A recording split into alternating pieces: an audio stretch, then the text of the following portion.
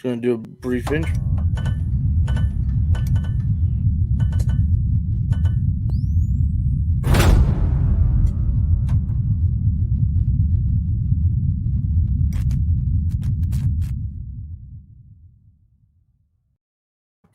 What's going on, ladies and gentlemen? I'm Kyle Carroll alongside Sean Carney, who'll be joining us on the Carroll's Corner MMA podcast, brought to you by MyMMAnews.com.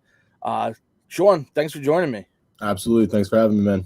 So, Sean, tell me a little bit about how you got into MMA and why you're doing it. I got into MMA. It's the past couple years were pretty stagnant with COVID and everything. I've been in athletics and in competitive athletics my whole life. I played college football for a year. I wrestled in college all through high school my whole life, and I missed it. I missed the competition side of it. I missed getting in and really mixing it up. I reached out to Bobby Campbell. I saw that he was running his promotion. I got in touch with him, and I jumped right into a fight with just about no training, probably about 3 days of actual training. It showed in my first fight, but after that, I just kind of caught the bug, and since then, it's just been all I've really wanted to do. So, awesome. Where'd you go to college? Alvernia University. I went there. I stayed there for 1 year. Ended up not being for me. Came home, started working, and that's really when everything started to settle down. I wasn't playing any sports anymore, and I just got bored. I got bored. There was no competition. There was no athletics. So I wanted to give this a shot, and I fell in love with it. Absolutely. And your first fight was against Malik Smith, right? Yeah. Malik, great guy. Super, super tough guy. It was definitely a great first fight for me to have. It taught me a lot going in. He threw me around that cage for a good round, and then a little bit in the first. And we've rolled since then, and I've definitely learned a lot from him on the mental side of the game, on the technique side of the game. It was a tough outing, my first go, but it was definitely a great experience, and I'm thankful that was a matchup for me. Absolutely, Malik Smith's a big guy, former champion too at kickboxing at the lower levels. So definitely has some athletic ability. Oh yeah, he's a big guy, but he can move too. He's an athlete. Yeah, absolutely. So you're fighting on the Beatdown 5 on November 21st, Jackhammer Promotions fight card on Sunday at Mulcahy's in Wantor. Tell us a little bit about what you learned about yourself from the first fight and what you're bringing to the second fight. The first fight, when I went in, I was very, very timid, and I was jumpy, and I wasn't comfortable in the cage. I was still worried about getting hit, getting knocked out, and I was very shelled up. Everything was, for me, it was a lot more survive and not as much get in there and fight. I also learned that cardio is key. If you can't go for 9 minutes, you can't go for 12 minutes. You might have to go those 12 minutes. You shouldn't be in there. It's not a joke. It's not just a game. You're going in there, and the whole point of the sport is to deal the most damage to your opponent that you can. And also mentally, I just learned that if you're getting in there, you got to be able to back yourself up. You have to have the confidence in yourself. I think that's a big game changer through my last 2 fights. I was timid.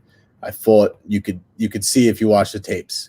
I fought timid and I fought scared, and I didn't get the results that I wanted. I also learned a lot about the time that you have to put in.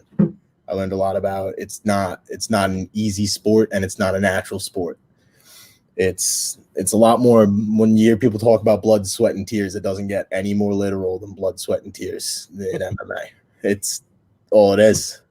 So I took a lot away from it, and it made me a better fighter and a better person all around. Awesome. And how much are you weighing going into this fight?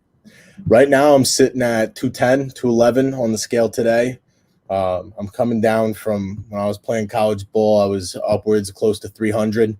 Okay. When I started fighting, I was roughly 240.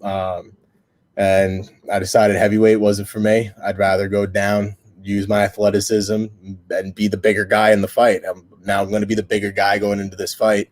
Light heavyweight's 204. and I made the cut the right way. I've been eating right. I've been training right. I've been doing everything that I should be doing. So I'm feeling really good about where I'm at with my weight and with just the strength and the power that I'm still going to be holding at 204. Excellent. Tell us where you've been training and who your training partners are. I train under Bobby Campbell. Okay. I was actually just with him tonight. I just got back and showered up and changed before coming on here. I also have been training here and there at Vamos in Holbrook under Ryan Gerena, teaches one of the classes that I go to, and also Coach Moises, who they're both great to work with. They have a lot of knowledge and they know how to work guys. I've gotten a lot of work out of Vamos, and Bobby's really done a great job of bringing me in and building up my skill set and getting me where I need to be for this fight. Awesome. And I assume obviously one of your goals is obviously to win the fight, but do you have any other goals, like small goals within the fight as well as long-term goals? Absolutely. Small goals for this fight. I want to initiate contact. I want to be on the offense. And I want to score a takedown each round at least. And I want to throw more punches than him and obviously land more punches than him. But I need more volume and I need more of a constant flow. And I'm really excited to get to kind of put that to the test from these past few months of training and seeing the output that I'll get from it. Awesome. And then the long-term goals? Where do you see yourself going in your career for this? Long-term goals, I want to be a world champion. I want to win. I want to climb my way up. I've started my way from the bottom. I've learned my tough lessons, and I want to be a world champion. I'm going to be a world champion. It all matters. It's all in a matter of how much work I put in, and I'm willing to put in all the work I have to. And I saw you right away. Everyone talks about, just training and everything else, but part of the MMA world is also branding and marketing yourself and trying to get your name out there. Thoughts on that, and how is that something new to you? It's very new to me because playing team sports, especially football, I was an offensive lineman, defensive lineman, and you're kind of taught to you stay do your job and let the skinny guys get the credit. And it's all team over me. And MMA is a lot different. MMA, you have to really learn to put yourself out there, and you become a brand. You become almost a personality to an extent. And that's something that I'm working on, trying to get my name out there, get guys to want to fight me, get people to want to come in and buy tickets and watch me fight. It's definitely a learning curve, but I'm working on it, and I'm working on getting my name out there. So hopefully after this next fight, a lot more people will be looking at me and saying, hey, this is somebody we want to see. And the other guys will say, hey, this is somebody who's a worthwhile opponent. How active do you want to be this year? I know the year's almost over. It's the last show for Bobby Campbell. Next year, 2022 is coming up. Holy moly, I can't believe I'm saying that. 2022 is coming up. How active do you want to be that year? I want to be as active as I can. I'm willing to fight anybody. I'm willing to cut weight if I'm given the right time. I'm willing to bump back up if I'm given the right time. I just want to fight. I'll take any fight at any time. Anybody who wants to reach out to me, my socials, I'll drop my socials. Sean Carney _ on Instagram. It's probably just the best way to reach me, and let's see what we can set up. But I'd like to get at least 6 fights in next year, if not more. Awesome. It's a great goal to have. Be active as possible. What makes you believe like you want to be the world champion? What makes you think like you're different than everyone else? What is it about you that separates you from everyone else? I don't think that you have to be different than everybody else. I think that you just have to be willing to do more than everybody else. Everybody can come in with skill sets. Everybody can come in and be an athletic guy. You could be a tough guy. You could be a hard worker. But it really just comes down to I'm willing to outwork. I'm willing to outwork anybody who wants to get in the cage with me. Awesome. And a question I ask almost every fighter is, what's one thing about you that nobody knows but you would like to share with everyone? No, one thing about me that nobody knows, I'm a pretty open book, so a lot of people are gonna know this. But outside of, I guess, my friends and family, I'm a musician. I play a lot of instruments, and Oh, awesome. I've started learning ukulele, so Okay. I'm working on that, and it's a little fun fact. What But kind of genre of music? anything, country, rap, hip hop, rock and Okay. roll, all of it, funk, big funk guy. Very cool. Very cool. So that's all of it. So when you're not fighting or competing, that's what you're doing. Yeah, I'm not fighting, competing, or working. That's what I like to do. What do you do for work? I'm an electric. I work for Stone Electric. Got to plug the boys. Cool. But I work for Stone Electric. Shops based out of Farmingdale. We do a lot of residential, a lot of commercial work. I'm an apprentice, but we do a lot of good work there, and we all work really hard. Awesome. Now, what kind of similarities do you see between working, being an apprentice for an electrician, and MMA? I'm sure there's some correlations between the two. One of the biggest things, I was actually just joking with my mechanic today, and I was talking about with training and doing the hard stuff. I tend to get put in a lot of the small spaces, like crawl spaces and attics and stuff, and I always talk about how it builds character, like a little bit jokingly, a little bit not. You have to be willing to do the things that aren't fun to get the job done, and you got to kind of learn to love the things that suck. And that's one of the things that translates to MMA, I think, really well. Is you have to be able to kind of mentally get through the tough times of the day and the uncomfortable stuff that you don't really want to do, but it's going to better you.